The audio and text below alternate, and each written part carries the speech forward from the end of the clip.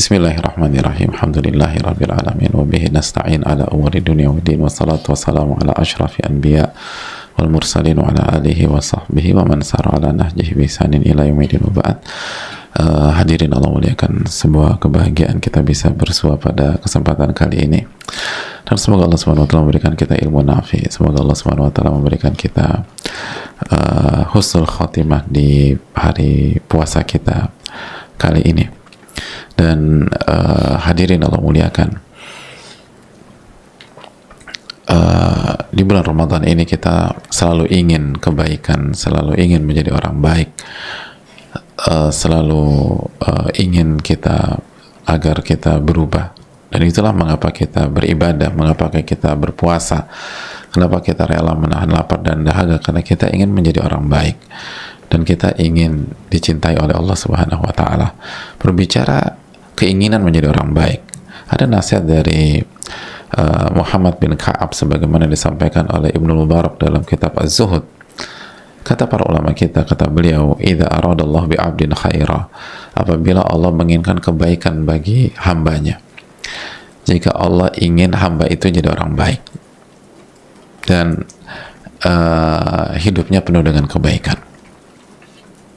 apa yang akan terjadi? Ja'ala fihi thalatha khisal, maka Allah akan jadikan, Allah akan kasih taufik, Allah akan mudahkan orang ini memiliki tiga hal,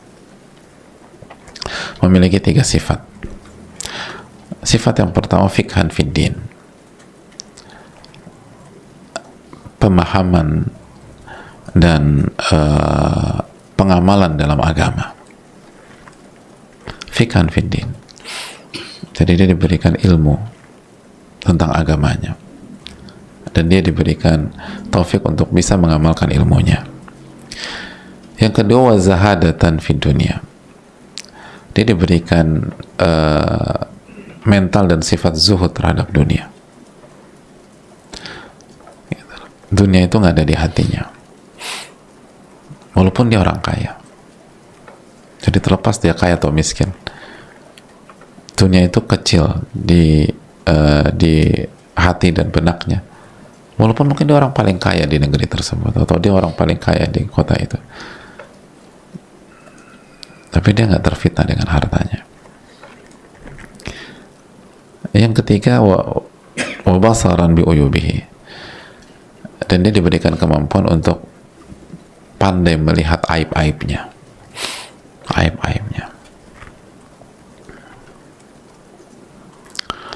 Itu tiga sifat orang-orang baik. Jadi orang-orang baik itu, hadirin sekalian, hidupnya itu selalu belajar dan mengamalkan apa yang dipelajari, belajar dan mengamalkan apa yang dipelajari. Orang baik itu pembelajar sejati, pembelajar sejati. Makanya Imam Ahmad pernah ditanya, karena beliau terlihat sedang belajar, sedang mencatat, sedang bersama pena dan tintanya, padahal beliau udah jadi ulama pada saat itu dan usia beliau sudah tidak muda lagi. Lalu ditanya, sampai kapan engkau akan terus belajar dan mencatat, wahai Imam Ahmad? Apa kata Imam Ahmad? Ma'al mihbara ilal maqbara, aku akan bersama tinta ini sampai masuk ke dalam kubur. Artinya saya akan terus belajar sampai mati. Gak ada kata berhenti dalam belajar. Saya akan terus belajar, dan terus belajar. Dan beliau amalkan ilmunya. Jadi ma'al mihbara ilal maqbara. Jadi orang baik itu mentalnya adalah pembelajar sejati. Dia akan terus belajar. Terlepas kemampuannya menurun atau enggak, hafalannya menurun atau enggak, yang penting dia belajar terus saja. Lalu yang kedua, zuhud terhadap dunia. Zuhud terhadap bukan jadi orang miskin, bukan nggak bekerja, enggak. Dia tetap jalankan kewajiban, dia tetap produktif, dia tetap berkarya. Bahkan bisa jadi sebagian mereka adalah orang kaya, karena orang baik itu dari dulu sampai sekarang selalu ada yang kaya, ada yang miskin, selalu demikian polanya. Para nabi alaihi wassalam ada yang kaya, ada yang miskin. Para sahabat ada yang kaya dan miskin, ulama ada yang kaya dan miskin, selalu pola demikian. Tapi mereka punya benang merah yang sama, mereka zuhud terhadap dunia. Baik yang kaya maupun miskin itu tidak menganggap dunia itu besar. Dunia itu kecil.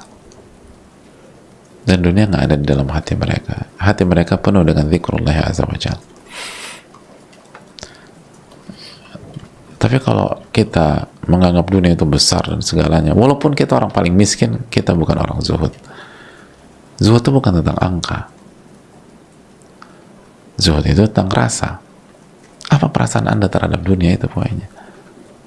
Kalau Anda merasa dunia itu segalanya, ambisi terbesar Anda, angka itu penting segala macam, ya Anda bukan orang zuhud. Tapi kalau Anda merasa ya dunia itu ujian, sekarang saya lagi diuji dengan banyaknya harta, saya nggak tahu ke depan saya diuji dengan apa. Apapun itu, ini hanya sarana menuju akhirat, maka dia adalah orang zuhud. Lalu yang ketiga, dia fokus sama aib dia, dan dia nggak hobi nyari-nyari aib orang.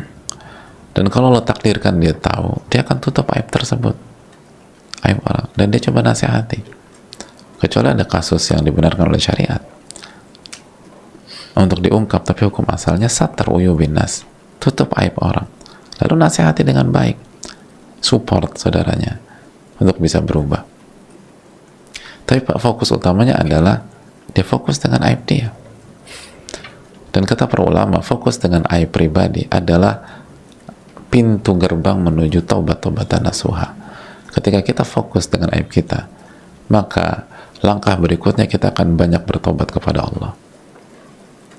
Adapun kalau kita fokus dengan aib orang, langkah berikutnya kita akan gibah, kita akan ngomongin orang, hati kita kotor, kita akan arogan, kita akan merasa manusia paling suci sedunia, kita akan merasa lebih baik dari dia, lebih bertakwa dari dia, lebih soleh daripada dia. Padahal belum tentu juga. Dan orang sombong, kata Nabi SAW, la yadkhulul jannata man kana fi qalbi mithqalu dzarratin min kibrin. Nggak masuk surga orang yang di dalam hatinya ada kesombongan walaupun sebesar dzarrah. Oleh karena itu, hadirin Allah muliakan, jaga tiga ini. Simpel kok. Hidup itu harus jadi pembelajar sejati dan berusaha mengamalkan ilmu kita. Dan yang kedua, zuhud terhadap dunia. Yang ketiga, fokus pada aib kita. Fokus pada aib kita. Aib kita terlalu banyak untuk kita meluangkan waktu untuk ngurus aib orang, gitu loh. Artinya kalau seluruh waktu kita alokasikan untuk ngurusin aib kita, itu kita kurang waktu loh, hadirin. Kita kurang waktu. Jadi ngapain kita urusin aib orang? Kita dihisab sendiri-sendiri. Laha ma kasabat walakum ma kasabtum. Mereka dihisab, atau mereka melakukan sesuatu dan kalian melakukan sesuatu. Wala tus'alun, dan kalian nggak akan ditanya tentang perbuatan mereka, kecuali dalam bab amar ma'ruf nahi mungkar, kecuali dalam bab nasihat. Dan nasihatin orang, kalau salah nasihati.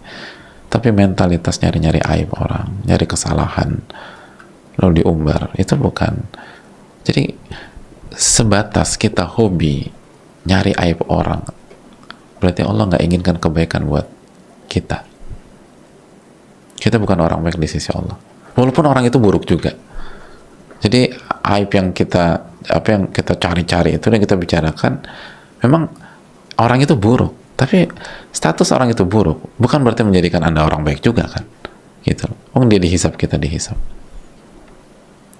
Jadi buat apa fokus ke sana? Aib kita banyak, apalagi banyak dari kita baru bertobat atau berhijrah beberapa tahun yang lalu, bukan dari start, dari awal, sehingga tidak punya pondasi yang kuat, belum punya pondasi yang kokoh dalam keimanan dan ketakwaan, bukan dididik dari kecil gitu dengan iman dan ketakwaan dengan segala macam. PR kita tuh banyak sekali. Maka semoga Allah memberikan taufik kepada kita. Wassalamualaikum warahmatullahi wabarakatuh. Assalamualaikum warahmatullahi wabarakatuh.